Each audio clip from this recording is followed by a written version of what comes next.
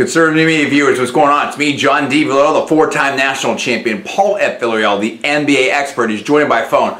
Well, the New York Knicks lost this game against the Indiana Pacers, and they could have won. And in my personal opinion, the bottom line here is they're going to have a hard time winning without Jeremy Lin.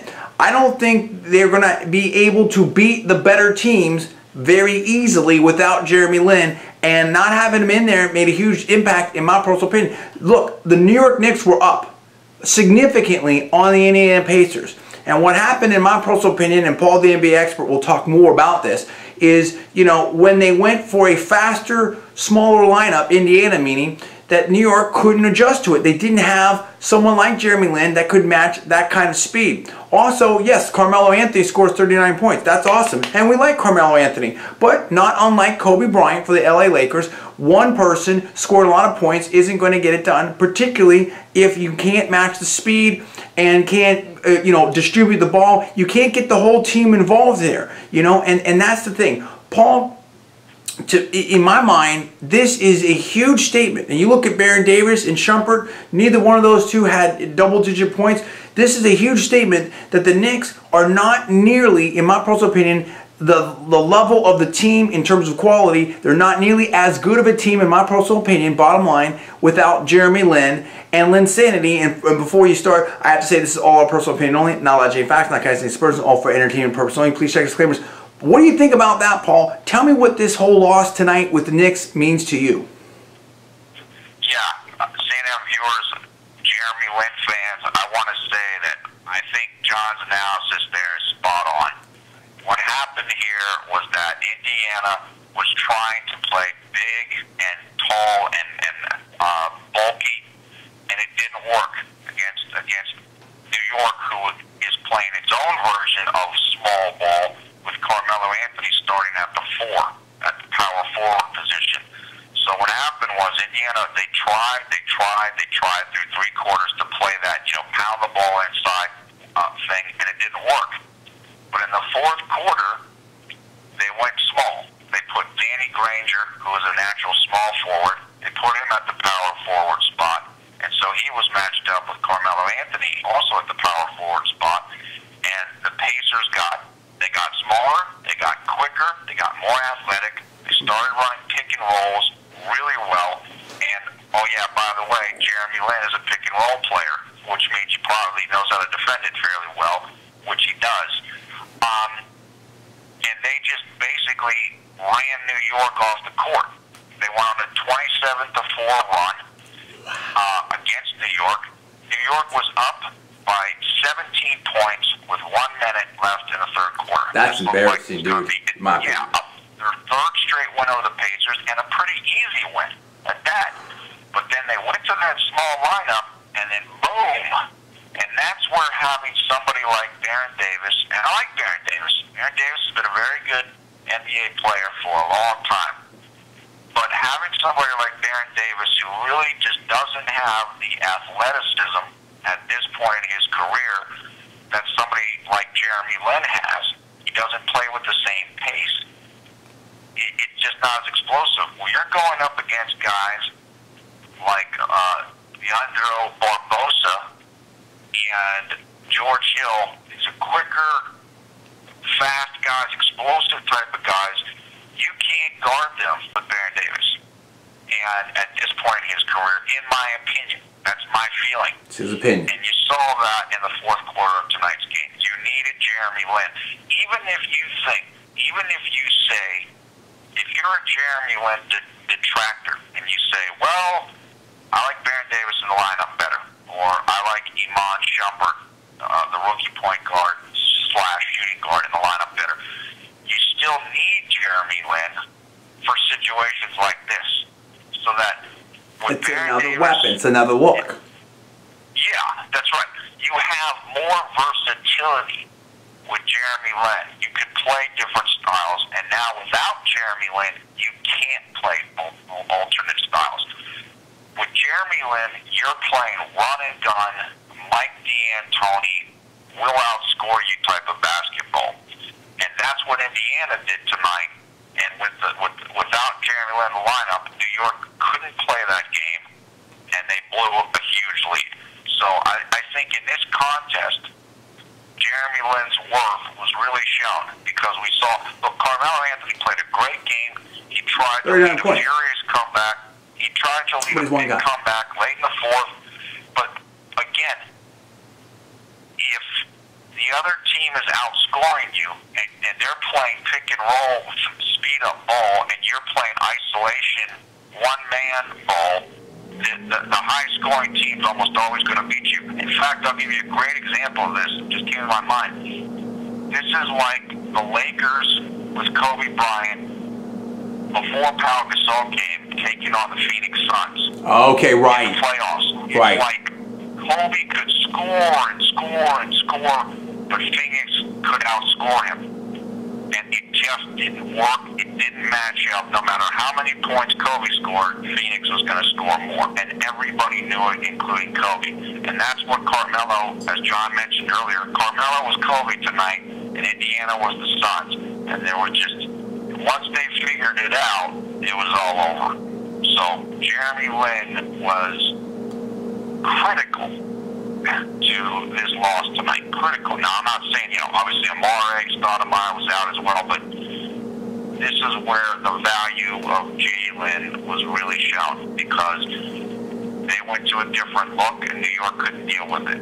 And that's why you need Jeremy Lin. Well, Paul, I've always said, in my personal opinion, that the big thing about Jeremy Lin, and this goes way back in our videos, is not just what his numbers are. And many times, they're fantastic.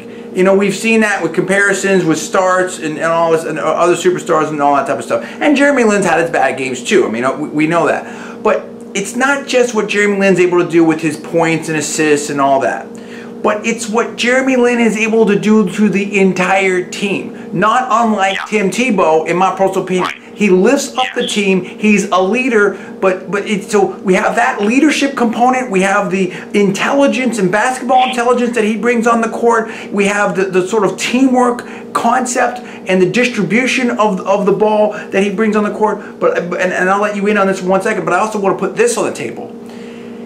It's exactly what you already said, which is it's also the addition of the capabilities and the versatility that he brings to that team in being able to deal with the run and gun situation, in being able to deal with the slash situation, and also being able to deal with the pass the ball situation or the outside shooting with Novak situation in three-point land. Don't you agree with that? I totally agree. You hit on a perfect point. Jeremy Lin is like Tim Tebow in this regard, and they were both have been discounted, I feel, in terms of the effect that they have on their teammates, all of their teammates, but particularly the guys that are on the court with them at a given time or on the field. What happens is they make the rest of the guys play harder. And the reason why the guys play harder is because, number one, they know that guy, Tebow or Lin, is playing super hard. And number two is that in Lin's situation, the guys know they're going to get the ball. Right. And so one of the things you don't hear a lot, but I know this as an NBA expert, one of the things that happens a lot in the game, and I don't care what level, this can happen if you're in high school or middle school, and it happens at the professional level. A lot of times the guys that play near the basket, the big guys, the center, the power forward, the guys that you rely on to get rebounds and to get block shots, if you don't get them involved in the game on offense, if you don't give them the ball so they can score and get in the flow, then the rest of their game falls apart. Meaning they don't rebound as hard, they don't block as many shots, etc., etc. Now that's just my feeling, and there's a lot of people that feel that way. You don't hear that talked about a lot. So if you get Jeremy Lin in the game, Tyson Chandler knows if he does certain things, or he runs the court on the fast break, or he sets a good pick, he knows he's getting the ball. And so that makes a guy work harder. And that guy, guess what? If he's getting dunks on the offensive end, he's going to be playing harder defense and making sure that he's blocking shots and stuff like that. But if they're not involved, if Carmelo Anthony is doing isolation 1, isolation 2, isolation 3, then what happens is, just from a mental standpoint, I think, is that, you know, you're not involved in the game. You lose focus. You're almost just sitting there watching, and that's bad. That's why those type of teams don't always do well, because people, it's much more worth it, I think, to keep everybody in sync in the game and involved, because then they're involved on both ends, and that's what Jeremy Lin does. Whereas running things more exclusively through a great player like Carmelo Anthony, it gets away from that principle, and it doesn't often work, I don't think.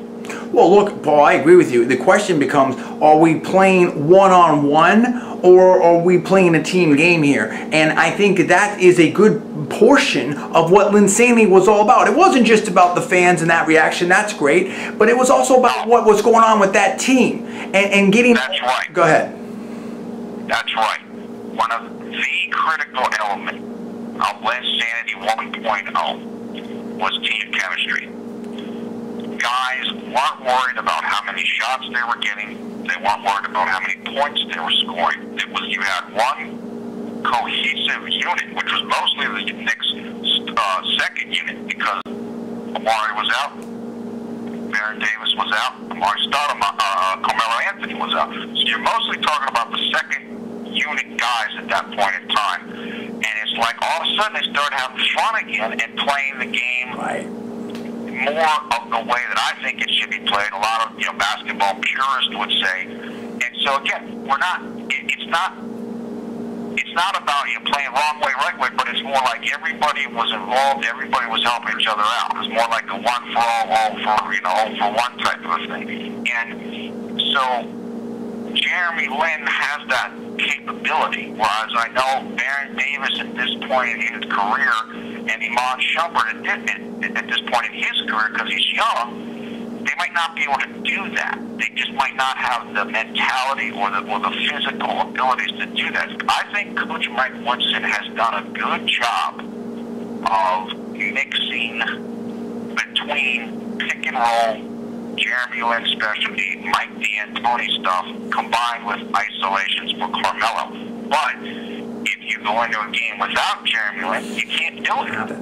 You're not able. It's like if I go to the Phoenix Suns right now, I know what's going to happen with Steve Nash running the offense. If you pull Steve Nash out of the game, you can't do those things anymore. And that's what we're seeing with Jeremy Lin's impact. I'm not saying Jeremy Lin is Steve Nash, but it's a similar type of thing. Without Jeremy Lin, you can't do those things, and that's what happened to the Knicks tonight, I think. Well, look, bottom line, Paul, I mean, we have this kind of situation. I believe a lot of basketball experts, such as yourself, would put Carmelo Anthony in maybe, you know, the top 10, the top 5, possibly even the top 3 scorers in the league. So you have Carmelo Anthony, an absolute bona fide superstar, number one. And then you have, you know, Amari Stoudemire. Both of those two were out. You take this person, Jeremy Lin, who was on the bench and on the couch, okay? And he gets in there, and they go on this amazing streak, Linsanity 1.0.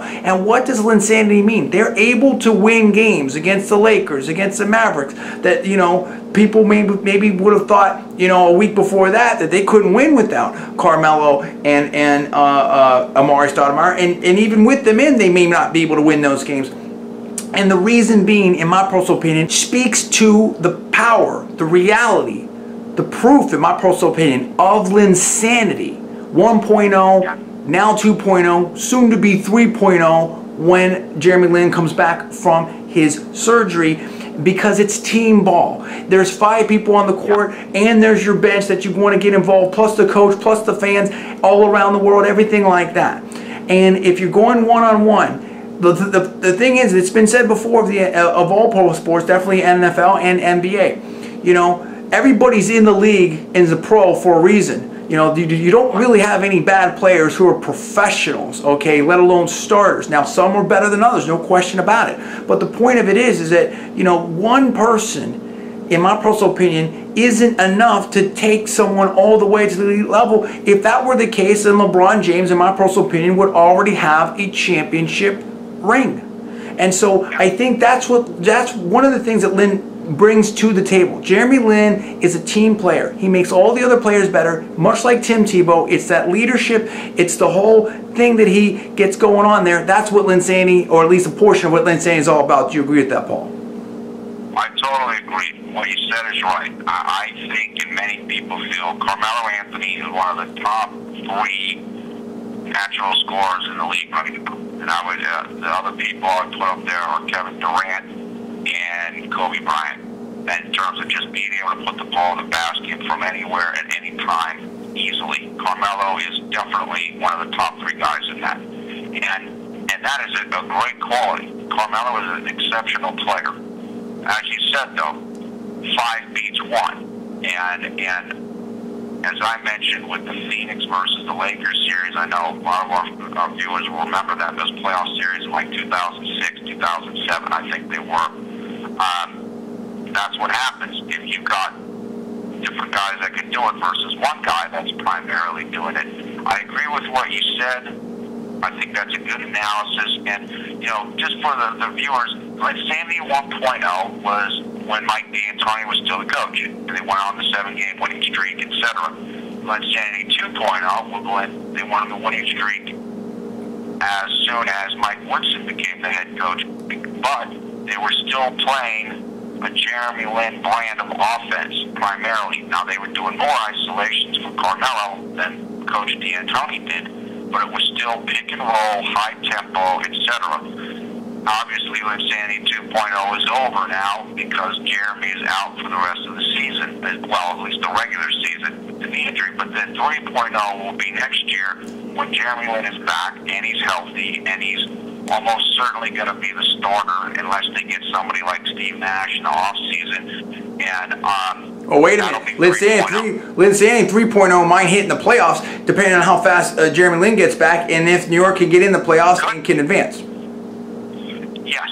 Well, yeah, I guess that's true. Although now then at that point it might still be 2.0. That's what I'm saying. That's why we're already dealing with Linsanity 2.0. So it's not. So look, we'll figure it out. We're not sure if we're going on a 3.0 yet or we're still on 2.0 yet. We'll figure that out. We'll announce that to you guys. But anyway, look, the bottom line for you fans is this: we think that Jeremy Lin is critical to the success of the New York Knicks this year, okay? And not only because of what he's able to do with his own, points and, statistics, but also what he's able to do in terms of adding capabilities to the team, and certainly what he's able to do with the leadership and the feeling and the motivation of the teams and the fans and all that type of stuff. And this loss tonight to the Indiana Pacers, especially the way that the loss went down, and then the play by the point guards, playing, Baron Davis obviously in for Jeremy Lin. I just think you put it all together, and I think that this just speaks to how important Jeremy Lin is. And we hope that Jeremy Lin gets back as soon as possible.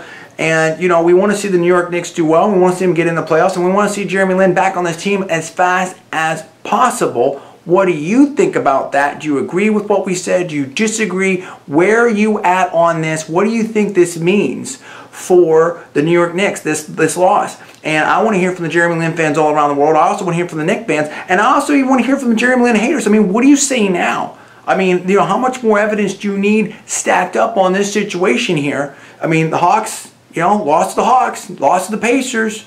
What's going on? Jeremy Lin's not in there. Carmelo's scoring a lot of points, so you tell me where you're at on this. Give us the comments right now. Comments below, please. Please subscribe above. I'm John D. Villarreal, the 4-time national champion. That is Paul Villarreal, the NBA expert. Please rate this video up. Also, please post it to your social networking sites. You're watching Conservative New Media. Thanks for watching. We'll see you next time.